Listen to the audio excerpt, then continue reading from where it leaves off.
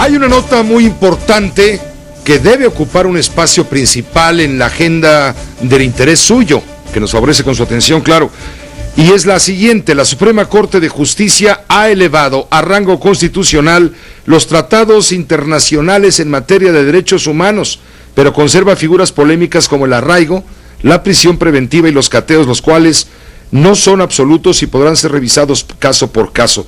Para explicar un poco más todo este tema, este paso que hoy se dio en la Corte, estamos haciendo una llamada a la ministra doña Olga Sánchez Cordero de la Suprema Corte de Justicia. Ministra Sánchez Cordero, Olga, ¿qué tal? Muy buenas noches. Buenas noches, Pepe, muchas gracias por esta oportunidad para explicarlo y, por supuesto, buenas noches al auditorio. Claro, ¿cuál es la trascendencia de esta sentencia de la Corte, dicho en términos jurídicos? Bueno, es importantísimo porque cuando se modifica o se reforma el artículo primero constitucional, allá por el verano del 2011, se estableció precisamente un principio interpretativo que es el principio pro persona, un método de interpretación que es el principio pro persona. Y entonces en esta ocasión, y además establece que los derechos humanos reconocidos en la Constitución y en los tratados internacionales. Así se modifica nuestra Constitución. No se modificó el 133 constitucional, que es el que de alguna manera jerarquiza los tratados en otras materias que no sean las materias de derechos humanos. Y el artículo primero, cuando expresamente establece que los tratados internacionales en materia de derechos humanos y la Constitución, ambos, están al mismo rango para la protección de los derechos humanos de todos los ciudadanos, pues entonces tenemos ahí que no hay jerarquía entre los tratados internacionales y la Constitución. Estos dos puntos son torales, es decir, no hay jerarquía entre la Constitución y los tratados de derechos humanos, que fue un punto muy importante, y la misma Constitución en el artículo primero establece, salvo los límites que establezca la misma Constitución, o las restricciones que establezca la misma Constitución. Y desde luego en este punto tenemos divergencias a muchos de los ministros, es decir, qué significa esta restricción para algunos.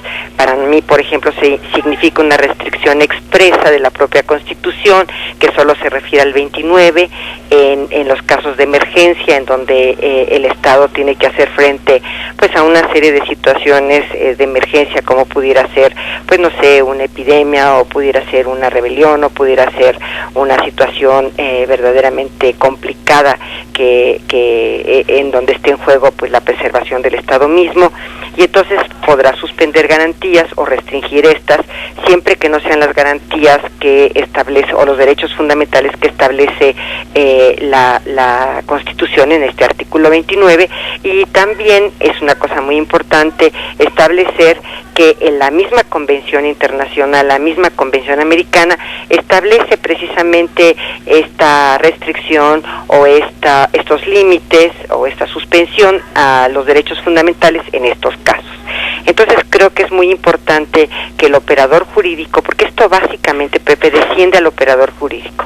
El operador jurídico, en un ejercicio de ponderación y bajo su más estricta responsabilidad, tomará su decisión de acuerdo con principios como razonabilidad, como proporcionalidad en materia de estos límites, o cuando exista un aparente conflicto de derechos en su aplicación de la Constitución de los tratados internacionales. Sin embargo, se conservan figuras polémicas, Olga, como el arraigo y la prisión preventiva y los cateos. No necesariamente, por varias razones. Primero, porque ya la Corte se ha pronunciado en muchas ocasiones sobre estas figuras, concretamente en materia de cateos. La primera sala ha estado resolviendo una y otra vez que se requiere por parte del juez esta orden de cateo. Si no hay una orden de cateo por el juez competente, simple y sencillamente no podría hacerse el cateo, y el juez ponderará en su caso si es o no pertinente esta orden de cateo y la obsequiará en su caso. En relación a los arraigos, tampoco necesariamente se establece así como lo está y hacer el operador jurídico, quien en un juicio ponderación y de razonabilidad y obviamente de proporcionalidad dirá si el arraigo se realice, y si se realiza en qué condiciones y por qué temporalidad puede realizarse. Entonces esto básicamente desciende ya a los operadores jurídicos, pero lo importante en estos temas, creo yo, lo verdaderamente importante es que los derechos fundamentales de los tratados internacionales están al mismo rango que la Constitución. Eso es. Por ejemplo, si la Comisión Interamericana de Derechos Humanos emite una resolución determinada, como México es parte está respetando estos acuerdos internacionales en materia de defensa de derechos humanos, pues entonces es vinculante para los jueces del país, ¿no? Es el otro tema. Realmente ese es el otro tema importante que se resolvió el día de hoy.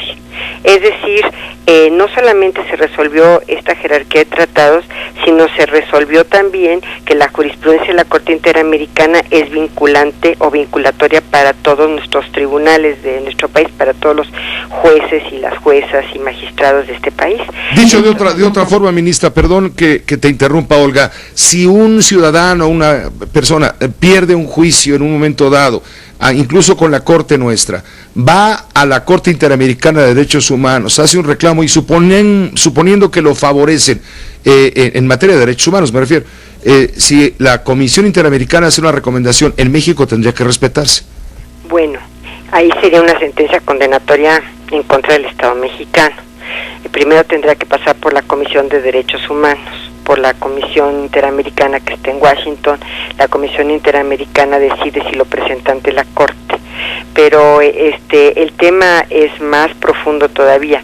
El tema que se resolvió es que aun cuando el Estado mexicano no sea parte en alguna resolución de la Corte Interamericana, los precedentes de la Corte Interamericana son vinculatorios para todos los jueces mexicanos. Dicho de otra manera, ministra, hoy se sentaron los criterios que deben adoptar los juzgadores del país, tanto a nivel local como federal, en materia de protección de los derechos humanos. Es correctísimo, en tres vertientes, si me permite rápidamente. Por favor. Número uno, los tratados internacionales en materia de derechos humanos y la Constitución tienen el mismo rango, no hay jerarquía entre ellos. Segundo, la jurisprudencia de la Corte Interamericana de Derechos Humanos, aun cuando el Estado mexicano no sea parte, vincula a todos nuestros juzgadores en materia de precedentes y de jurisprudencia. Y tercero, será el operador jurídico en un ejercicio de ponderación bajo obviamente principios de razonabilidad y proporcionalidad, quien decide y quien determine si existe una aparente colisión entre derechos fundamentales de rango internacional o de rango constitucional. Fue una larga batalla, ¿no? Fueron sesiones largas.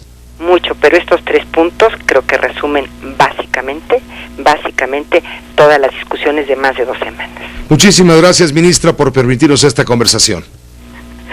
Bueno. Sí, muchísimas gracias, ministra. Gracias a ti. Gracias a Dios. La ministra Olga Sánchez Cordero, de la Suprema Corte de Justicia de la Nación. Un tema interesante, son el fijar los criterios que van a tener que adoptar los jueces a partir de hoy en materia de protección de los derechos humanos. Claro, habrá salvedades y también cuando las haya, pues las discutiremos públicamente para que nos ilustren, nos informen quienes más saben del tema. Hagamos una pausa breve, regresamos después de un corte.